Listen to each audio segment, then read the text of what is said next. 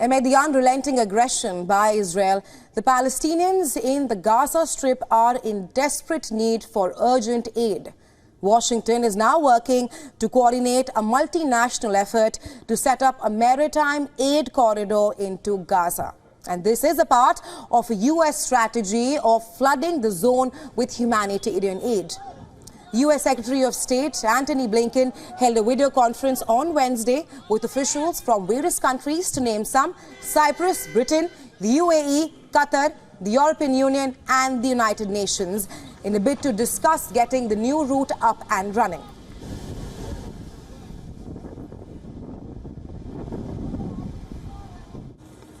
Now, this is something that's going to take time to actually put in place, although we're working on it as expeditiously as possible. And I want to emphasize, it is a complement to, not a substitute for, other ways of getting humanitarian assistance into Gaza. And in particular, overland routes remain the most critical way to get assistance in and then to people who need it.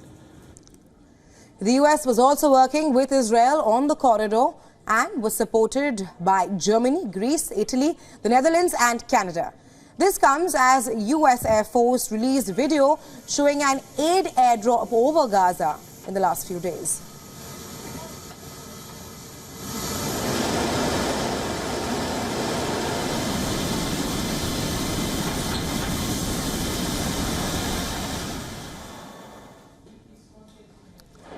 Meanwhile, an aid ship loaded with some 200 tons of food sailed for Gaza after leaving Cyprus's Larnaca port a day ago.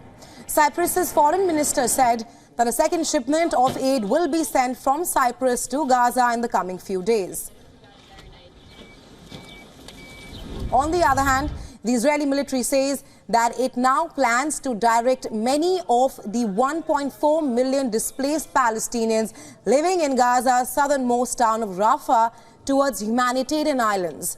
Now, these islands will be in the center of the enclave, and it comes ahead of IDF's planned offensive there. An Israeli attack had hit a UN aid distribution center in Rafah, killing at least one UNRWA staff member and wounding more than 20 others. Israel said that its airstrike had killed a Hamas commander whom it had planned to target.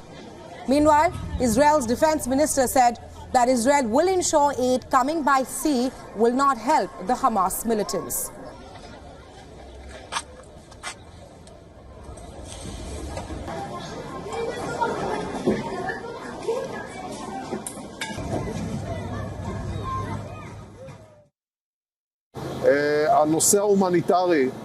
The humanitarian issue that will soon be addressed on the daily agenda with the expected arrival of the vessels is a central issue that will facilitate the delivery of supplies to civilians and not to Hamas.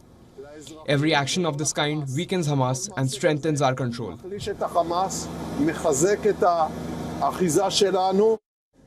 Israel's attacks also continued in neighboring Lebanon. An Israeli drone strike targeting southern Lebanon near the coastal city of Tyre killed a member of Hamas, identified as Hadi Mustafa, and at least one other person.